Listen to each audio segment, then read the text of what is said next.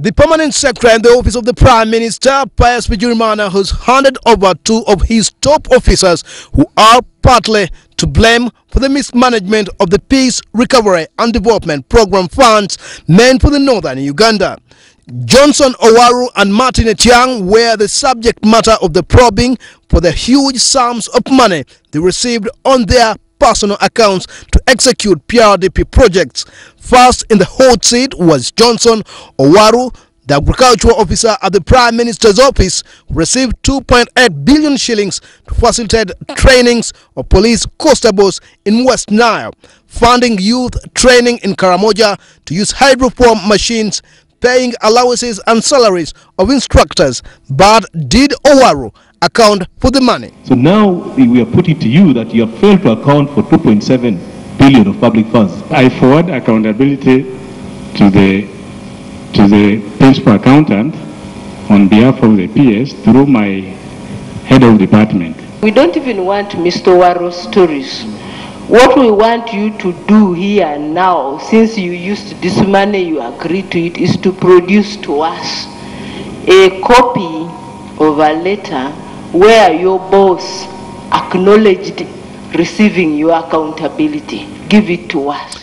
However, what's to come was the cross-examining of Martine Etiang, the man who received 400 million for the procurement of heifers, goats and oxen to supply them to the beneficiaries. Here you requisition for 100 million. You found yourself on that day with 100 million. So now I want to simplify it. Can you describe to us how your day was on that day? I received 400 million for heifers. Yes.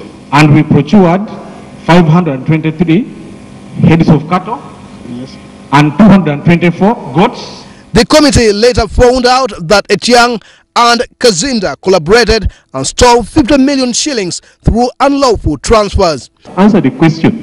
Did you get an acknowledgement or an official receipt?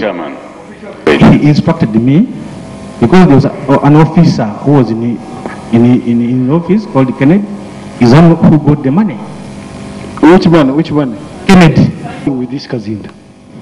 Now, in his own wisdom, this guy would process funds on people's accounts, and after they have received the money, he calls them.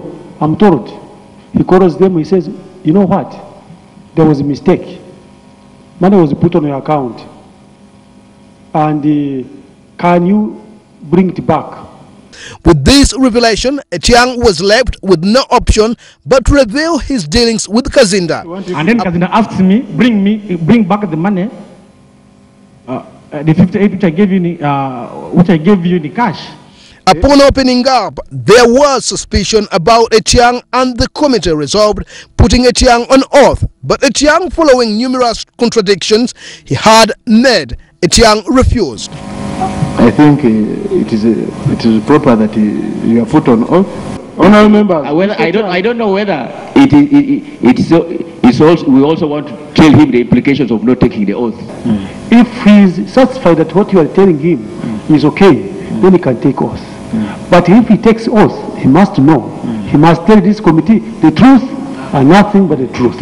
As a result of his defiance to take oath, more suspicion about Etiang kept on building up among committee members, who decided to hand him over to the CID detectives of Parliament to record statements. Timothy Bassi, Television, Parliament.